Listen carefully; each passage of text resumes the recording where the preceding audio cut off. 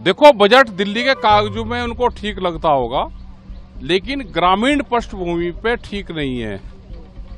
इसका ज्यादा लाभ किसानों को नहीं होगा, कंपनियों को जरूर लाभ होगा।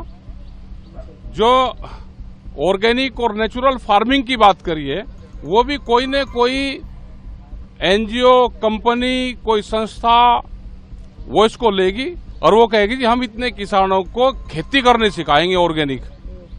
यह आएगा, उस पर पैसा चला जाएगा। वो इसका ये देखना कि किस मद में पैसा जाएगा। डायरेक्ट किसानों को लाभ देना है तो उसकी फसलों की कीमतें देनी पड़ेगी, उसके लिए प्रावधान करना पड़ेगा। आप उसको पानी फ्री दे दो तो सीधा लाभ किसानों को मिलेगा। आप उसको सस्ता फर्टिलाइजर दे दो, दवाइयां दे दो। क्या जितने इक्विपमेंट एग्रीकल्चर में लगते हैं उस पर जीएसटी नहीं है? आप उसको फ्री कर दो तो इक्विपमेंट कुछ सस्ते हो जाएंगे। तो ये सारी चीजें हैं। आप सोलार पे दो, आप बिजली पे आप दो।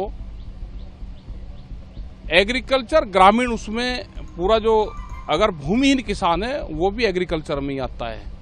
आपने उसके लिए क्या सुविधा करी? जो दूध उत्पादन करने वाले किसान, हमारी महिलाएं, माताएं हैं, वे भूमिहीन हैं, उनके पास में जमीन भी नहीं है, लेकिन वो दूध का उत्पादन करती है। उसके लिए क्या किया बजट में? 20 रुपए किलो दूध के रेट कम हो गए एक साल में। सबसे ज्यादा हालात तो उनकी खराब है। जो कारखानों में काम करते हैं लेबर, उसका क्या करा आपने? हेल्थ पे क्या किया? ग्रामीण हेल्थ पे कोई योजनाएं हैं? एजुकेशन आप उनको फ्री दे दो, उन पे काम करना चाहिए। एजुकेशन जो दिल्ली की एजुकेशन है, आप वो करो ना गांव में भी। वित्त मंत्री सीतारमण जी कहेंगे नेचुरल फार्मिंग को बढ़ावा दिया गया ग्राम पंचायत, अगर योजना लागू करना चाहेंगे तो बढ़ावा मैं बता दो कि कोई न कोई एनजीओ, कंपनी आएगी, वो पैसे लेगी, वो कहेगी कि मैं नेचुरल फार्मिंग किसानों को सिखाऊंगी। वे 100 किसानों को बुलवाएंगे, उनका बजट लेंगे, उनको बताएंगे कि आप इसमें गोबर की खाद गिरो, ये गिरो। ये तो किसान कर ही रहा। आप उसकी अलग से मार्केटिंग आप अगर दे दोगे, उसकी अलग मार्केट दे दो उसकी, तो किसान तो नेचुरल फार्मिंग कुछ किसान कर रहे हैं। राज्य के साथ साझेदारी करके केंद्र सरकार डिजिटल इंफ्रास्ट्रक्चर बढ़ाने का काम करेगी, जिससे किसानों को। हमने तो कहा कि डिजिटल बढ़ाओ ना, हमें किसानों को डिजिटल कैंपेन से जोड़ दो। हमारा गन्ने का भुगतान, दूसरी भुगतान भी आप डिजिटल से कर दो। कौन सी टेक्नोलॉजी आप डिजिटल से दोगे किसानों को? भाई हमारा भुगतान भी जोड़ दो ना आप उसी से, डिजिटल से ही, डिजिटल प्लेटफॉर्म से आप बढ़ाओ।